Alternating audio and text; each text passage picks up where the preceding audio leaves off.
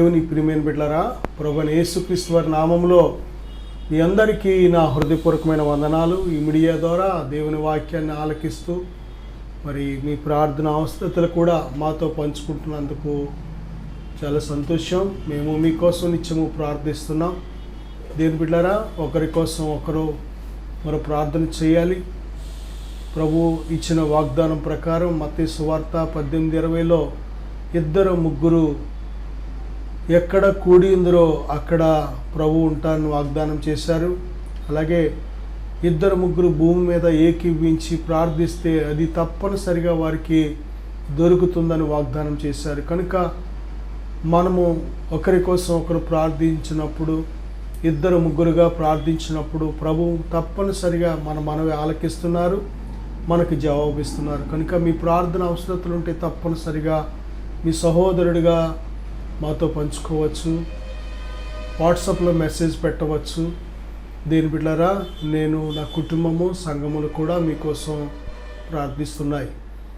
అలాగే ఈరోజు దేవుని యొక్క వాక్య అంశము ధైర్యము తెచ్చుకొనుము అనే అంశము మీద దేవుని మాటలు మనం ధ్యానం చేయబోతున్నాం. ప్రియ బిడ్డలారా, దేవుని వాక్యానికి వెళ్ళే ముందుగా చిన్న ప్రార్థన చేసుకొని దేవుని ఆత్మ సహాయాన్ని మనం కోరుకుందాం. పరిశుద్ధుడా, ప్రేమగల తండ్రి, మహోన్నతుడా, మాట్లాడే దైవమా, నాయనా, ఇదిగో మనుషులు మాట్లాడితే ఎందుకు పనికిరాదు, మీరు మాట్లాడితే మేము బ్రతుకుతాం. మీ మాటలో జీవం ఉంది, మీ మాటలో శక్తి ఉంది. నాయనా, మీరే మాతో మాట్లాడండి. వినే చెవి, గ్రహించే హృదయం అందరికీ దయచేయమని యేసుక్రీస్తు వారి నామములో ప్రార్థిస్తున్నాను తండ్రి, ఆమేన్. ప్రియబిడ్డలారా, ఈరోజు ధైర్యము తెచ్చుకొనుము. ఈ యొక్క ధైర్యం అనేది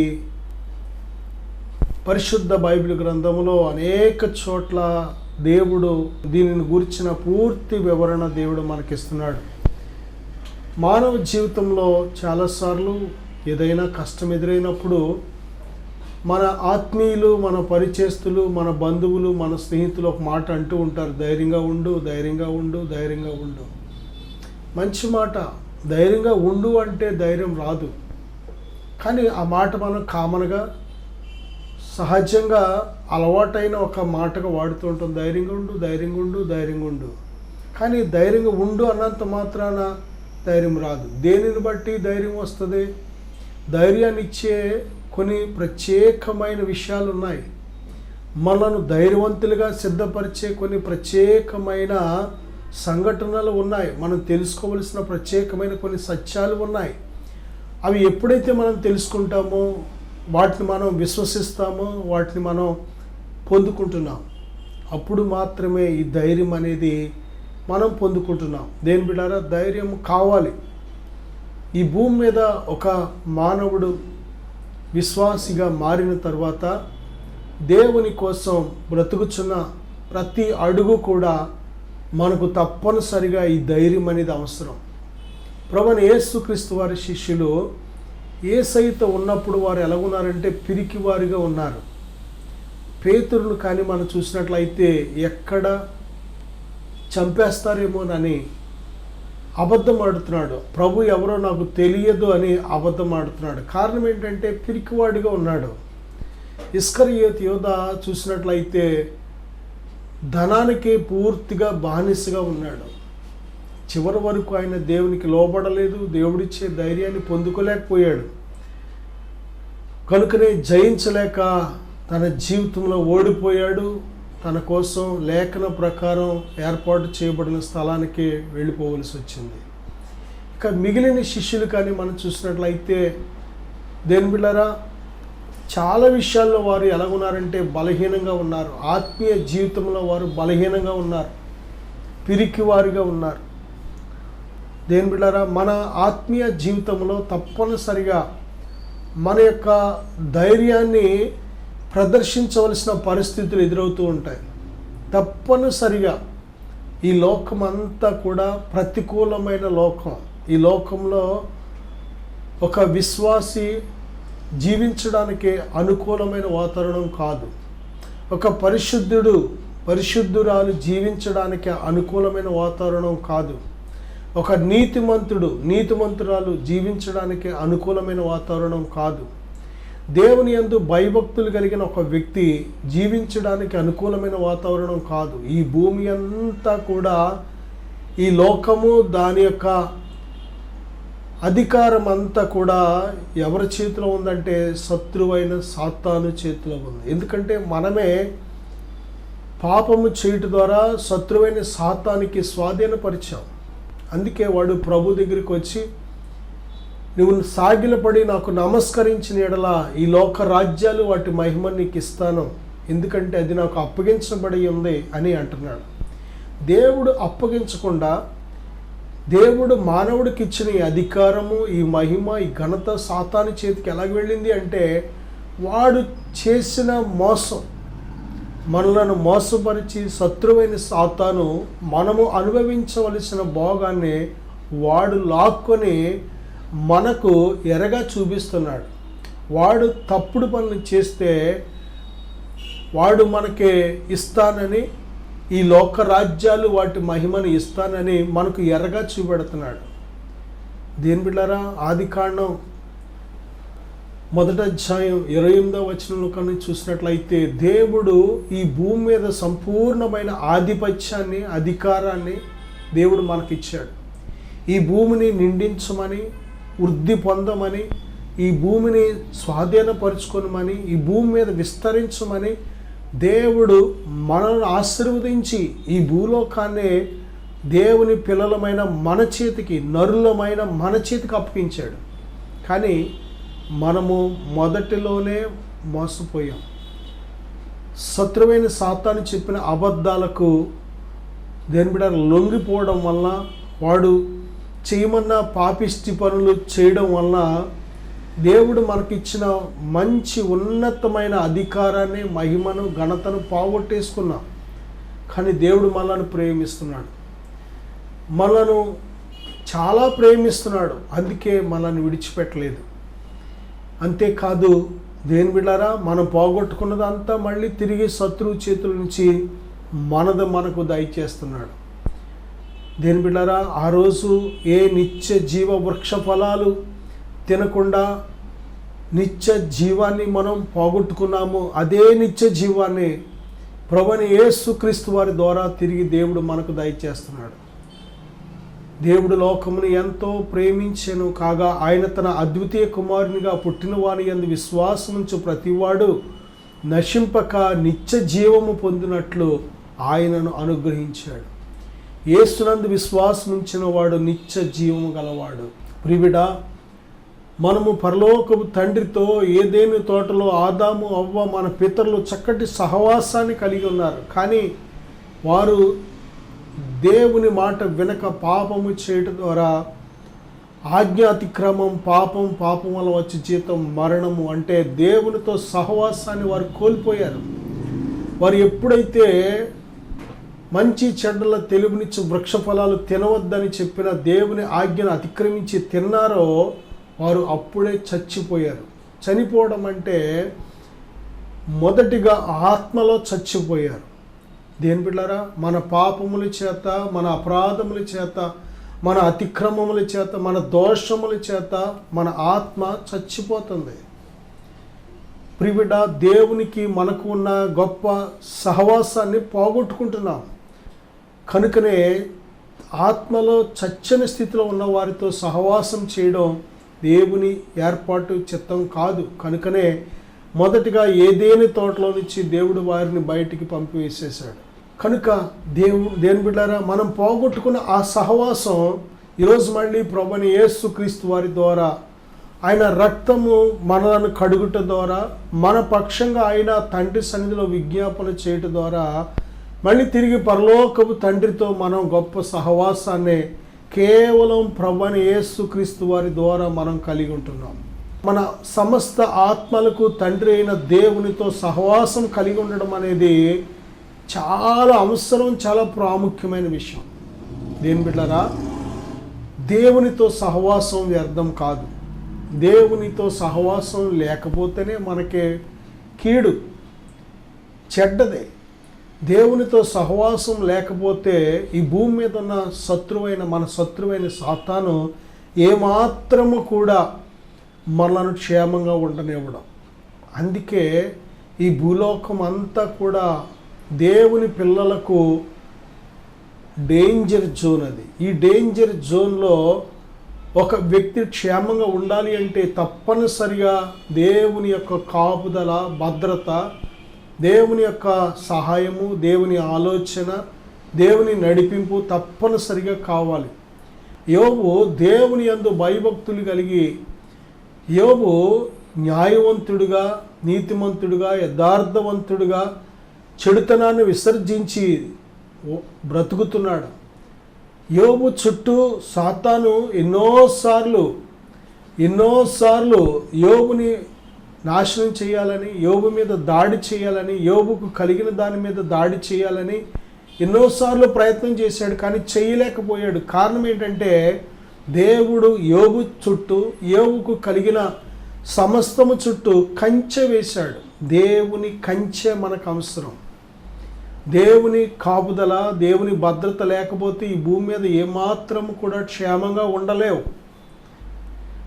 మనం వింటున్నాం, ప్రతిరోజు ఎన్ని దుర్వార్తలు వింటున్నాము. వీరు క్షేమంగా ఉన్నారు, సంతోషంగా ఉన్నారు, చాలా హ్యాపీగా ఉన్నారని ఎంతమంది కోసం మనం చెప్పగలుగుతున్నాం? ఈ భూమి మీద దేవుని కాపుదలలో, దేవుని భద్రతలో మనం లేకపోతే ఏమాత్రము కూడా మనము క్షేమంగా ఉండలేం. ఎందుకంటే మన విరోధి అయిన అపవాది ఎవరిని మృంగుదునని గర్జించే సింహం వలె తిరుగుతున్నాడు, శోధిస్తున్నాడు. అనేక రకాల జిత్తులు, అనేక రకాల తంత్రాలు వాడు ఉపయోగిస్తున్నాడు. అనేక రకాల స్ట్రాటజీలు, కొన్ని రకాల మెథడ్స్ వాడు ఉపయోగిస్తున్నాడు. ఒక మనిషిని పడగొట్టడానికి ఆ మనిషికి తెలియకుండానే శత్రువైన సాతాను ఎన్ని విధాలుగా ప్రయాసపడుతున్నాడు. దేని బిడ్డలారా, నీ శత్రువు నిన్ను పడగొట్టడానికి అంత ప్రయాస, అంత కష్టపడుతుంటే, రిస్క్ తీసుకుంటుంటే, వాడిని జయించడానికి, యుద్ధంలో నువ్వు నిలబడడానికి నువ్వెంత మెలకువ కలిగి ఎంత అలర్ట్గా ఉండాలో తెలుసా? నీ శత్రువు నిన్ను గురించి ఎన్ని పన్నాగాలో పన్నుతుంటే, నీ కుటుంబానికి విరోధంగా, నీ ప్రాణానికి విరోధంగా, నీ ఆత్మకు విరోధంగా, నీ కలిగిన వాటికి విరోధంగా, నీ ఆరోగ్యానికి విరోధంగా, నీ రక్షణకు విరోధంగా, నీ పరిశుద్ధతకు విరోధంగా, నీ నీతికి విరోధంగా, నీ యథార్థతకు విరోధంగా, దేవుడితో నీకున్న సహవాసానికి విరోధంగా ఎన్ని పన్నాగాలో పండుతుంటే నువ్వు ఏమాత్రము కూడా బలహీనంగా ఉండడం దేవుని చిత్తము కాదు. నువ్వేమాత్రం కూడా శక్తిహీనంగా ఉండడం దేవునికి ఇష్టం లేదు. అందుకే వాడిని ఎదిరించడానికి, నువ్వు ఎదుర్కొంటున్న ప్రతి ప్రతికూల పరిస్థితులను జయించడానికి దేవుడు తన బిడ్డలకు ధైర్యం ఇస్తున్నాడు. ఈ భూమి మీద ధైర్యం అనేది మనకు అవసరం. ధైర్యం లేకపోతే ఈ భూమి మీద ఎక్కడా నువ్వు సంతోషంగా బ్రతకలేవు. దేవునికి కావలసిన, దేవుడు కోరుకునే భక్తిని చేయలేవు. నా సహోదరుడా, సహోదరి, దేవుని ప్రియమైన బిడ్డలారా, ఈ వాక్యాన్ని ఆలకిస్తున్న ప్రతి బిడ్డ ఒక్కసారి ఆలోచన చెయ్యి. నువ్వు దేవుని కోసం ధైర్యంగా బ్రతుకుతున్నావా, లేక పిరికివాడిగా, పిరికిదానిగా బ్రతుకుతున్నావా? బైబిల్ చెప్తుంది, ప్రకటన 21:8 పిరికివారు దేవుని రాజ్యం చేరలేరు. పిరికివారు ఏమాత్రం దేవుని రాజ్యాన్ని స్వతంత్రించుకోలేరు. ప్రియబిడ్డలారా, వారు సమాజానికి భయపడి, శత్రువుకి భయపడి, భవిష్యత్తుకు భయపడి, లేక అనేక రకాల పరిస్థితులకు భయపడి సరైన భక్తి చేయలేకపోయారు. చాలామంది భక్తిలో రహస్య భక్తి చేయడానికి కారణం ఏంటంటే వారిలో ఏలుబడి చేయుచున్న పిరికితనం, భయం. చంపేస్తారేమో, కొట్టేస్తారేమో, ఊర్లోంచి పొమ్మంటారేమో, కుటుంబంలోంచి వెలివేసేస్తారేమో, భయము. దేని బిడ్డలారా, పరిస్థితుల కంటే ఎక్కువగా మనకు నష్టాన్ని కలిగించేది ఏంటంటే భయము. భయము మన హృదయంలో ఉన్నంత కాలం కూడా ఏమాత్రము నువ్వు దేవునికి ఇష్టమైన భక్తి చేయలేవు. దేవునికి ఇష్టమైన ఆయన చిత్తాన్ని నువ్వు చేయలేవు. నువ్వు దేవుని సంపూర్ణ చిత్తాన్ని చెయ్యాలి అంటే ఈ భయం అనే వ్యాధి నుంచి నువ్వు బయటపడాలి. ఈ భయం అనే ఈ బలహీనత నుంచి నువ్వు బయటపడాలి. దేవుడు యూదా గోత్రపు సింహం అని బైబిల్ చెబుతుంది. దేవుని పిల్లలమైన మనము కూడా సింహం పిల్లలం. దేని బిడ్డలారా, మనము లోకస్తుల వలె పోరాటం కోసం కాదు ఈ ధైర్యం. లోకస్తుల వలె కర్రలతోనో గొడ్డళ్లతోనో కత్తులతోనో గన్నలతోనో పోరాటాని కోసం కాదు ఈ ధైర్యం. బైబిల్ చెప్తుంది ఎఫెసీ పత్రిక 6వ అధ్యాయంలో, మనము పోరాడునది శరీరాలతో కాదు. మరి ఎవరితో పోరాడుతున్నామంటే అంధకార శక్తులతో పోరాడుతున్నాం, ఆత్మ సంబంధమైన జీవులతో పోరాడుతున్నాం, దురాత్మల సమూహాలతో పోరాడుతున్నాం. ఆకాశ మండలం అందున్న దురాత్మల సమూహాలు ఈ భూమి మీద ప్రతి ఒక్కరితో అవి ఏం చేస్తున్నాయంటే పోరాడుతున్నాయి. పడగొట్టడానికి, నాశనం చేయడానికి, చంపడానికి, దొంగతనం చేయడానికి, మోసం చేయడానికి, మనలను దేవుని నుంచి దూరం చేయడానికి, దేవుడు మనకిచ్చిన స్థానం నుంచి మనల్ని పడగొట్టడానికి, దేవుని ఉగ్రతకు మనం గురైపోయేలాగా చేయడానికి శత్రువైన సాతాను ఎంత పోరాడుతున్నాడు అంటే ఇంత అంత కాదు. దేని బిడ్డ, ఏనాడైనా ఆలోచన చేసావా? ఏనాడైనా సరే ఇదిగో ఈ జీవితం ఒక్కటే జీవితం, ఒక్కటే జన్మ. ఈ ఒక్క జన్మలో, ఈ ఒక్క జీవితంలో నువ్వు ఎంతవరకు నిలబడతావో, ఎంతవరకు నమ్మకస్తురాలుగా దేవుని కోసం నిలబడతావో అంత గొప్ప ఆధిక్యతను దేవుడు నీకు ఇస్తాడు, అంత గొప్ప ఘనతను దేవుడు నీకు ఇస్తాడు. ప్రియబిడ్డ, బైబిల్లో మనం చూసినట్లయితే సమూయేలు మొదటి గ్రంథం 30వ అధ్యాయం 6వ వచనంలో, అలాగే దెస్సలోనికీయులకు రాసిన మొదటి పత్రిక 2వ అధ్యాయం 2వ వచనంలో కూడా మనం చూస్తే, తన దేవుడైన యెహోవాను బట్టి ధైర్యము తెచ్చుకొనెను. దావీదు తన జీవితంలో ఎన్నో భయపడే పరిస్థితులు ఎదురవుతున్నప్పుడు ఏం చేశాడు అంటే దేవునిని బట్టి ధైర్యం తెచ్చుకున్నాడు. ఈ లోకంలో ధైర్యాన్ని ఉత్పత్తి చేసే ఒకే ఒక్క ఆయన ఎవరంటే మనలను సృజించిన మన పరలోకపు దేవుడైన సర్వశక్తిమంతుడు. దేవుడు సర్వశక్తిమంతుడు, ఆయనకు అసాధ్యమైనది ఏమీ లేదు. ఆయనకు అసాధ్యమైనది ఏమీ లేదు. దేవునికి సమస్తము సాధ్యమే. నిన్ను ప్రతి భయాల నుంచి విడిపించగలడు, ప్రతి శత్రువు నుంచి విడిపించగలడు, ప్రతి పోరాటాల నుంచి విడిపించగలడు, ప్రతి సంకటాల నుంచి నేను విడిపించగలడు. ఆయనకు అసాధ్యమైనది ఏమీ లేదు. నువ్వు ఏ గుంటలో పడ్డావో ఆ గుంట నుంచి నేను లేవనెత్తగలడు. నువ్వు ఎక్కడ ఏ విషయాల్లో కన్నీరు విడుస్తున్నావో ఆ కన్నీటి నుంచి నేను విడిపించగలడు. ఎక్కడ నిందల పాలయ్యావో, ఎక్కడ అవమానాలు పాలు పొందుతున్నావో వాటి నుంచి విడిపించి అక్కడే నీ తల ఎత్తుకునేలాగా నేను ఘనపరచగలడు. ఆయనకు సమస్తము సాధ్యమే. నీ స్థితిని మార్చగలిగిన దేవుడు ఆయన. నీ స్టోరీని మార్చగలిగిన దేవుడు, నీ చరిత్రను మార్చగలిగిన దేవుడు, నీ హృదయాన్ని, అంతరంగాన్ని, తలంపులను సైతం మార్చగలిగిన దేవుడు ఆయన. కేవలం విశ్వాసము ద్వారా మనం దేవునిని బట్టి ధైర్యం తెచ్చుకోవాలి. విశ్వాసం అనేది ఒక పైప్ లాంటిది. నీరు మనం దేని బిడ్డారా నీటిని సప్లై చేయడానికి పైప్ అనేది వాడుతూ ఉంటాం, కరెంటుని సప్లై చేయడానికి వైర్ వాడుతూ ఉంటాం. అలాగే ధైర్యాన్ని దేవుడు మనకు సప్లై చేయడానికి వాడుతున్న ఒక పనిముట్టు ఏంటంటే విశ్వాసము, దేవుని యందలి విశ్వాసం. దేవునిని బట్టి నువ్వు ధైర్యం తెచ్చుకోవచ్చు. దేవుడు ఉచితంగా సప్లై చేస్తున్నాడు. దేవుడిచ్చే ధైర్యానికి నువ్వు వెల చెల్లించవలసిన పని లేదు. భయపడకు నా సహోదరుడా, సహోదరి.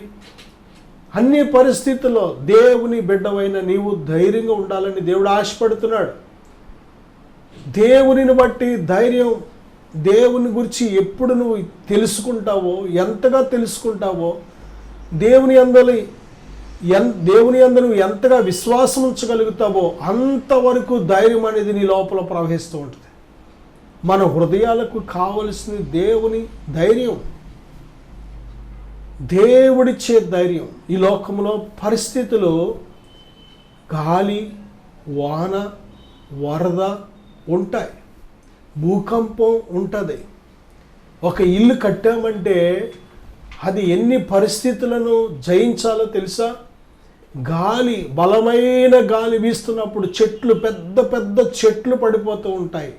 మనం కట్టిన భవనం పడకుండా నిలబడాలి. అది కొన్నిసార్లు వాన, ఆ వానలో నానుతుంటే కొన్ని కట్టడాలు కూలిపోతూ ఉంటాయి, నానిపోయి. కొన్నిసార్లు వరద, దేవుని బిడ్డలారా, కొన్నిసార్లు వరదలు వస్తూ ఉంటాయి. వరద అంటే మనం చూస్తూ ఉంటాం చాలాసార్లు, ఇళ్ళన్నీ కూడా పూర్తిగా మునిగిపోతూ ఉంటాయి. ఆ మునిగిపోయినప్పుడు ఆ ఇల్లు పూర్తిగా శిథిలమైపోతూ ఉంటుంది. ఇంట్లో ఉన్న వస్తువులు ఎలాగో పోతాయి, కానీ ఆ ఇల్లు కూడా ఏమవుతుందంటే కొన్ని రోజులు ఆ నీటిలో నానడం వల్ల పునాదులు సైతం మొత్తం భూమిలోకి దిగిపోతూ ఉంటాయి. నీటి వల్ల, వరద వల్ల ఆ యొక్క భూమి అంతా ఎప్పుడైతే మెత్తబడిపోయిందో ఆ ఇంటి బరువు ఆపలేక అలాగా బిల్డింగ్ అంతా దిగిపోతూ ఉంటుంది, లేక వాలిపోతూ ఉంటుంది, పడిపోతూ ఉంటుంది. తర్వాత మనం నివాసం చేయడానికి ఏమాత్రం యోగ్యంగా ఉండదు. అది కొన్నిసార్లు భూకంపాలు కూడా ఎలాంటి ఇల్లునైనా సరే పడగొట్టేస్తూ ఉంటాయి.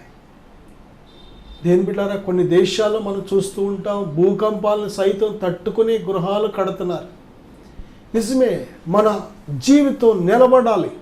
వాన లాంటి పరిస్థితులు వచ్చినా, గాలి లాంటి పరిస్థితులు వచ్చినా, వరద లాంటి పరిస్థితులు వచ్చినా, చివరికి భూకంపం లాంటి పరిస్థితులు వచ్చినా సరే నువ్వు నిలబడాలి ఈ భూమి మీద.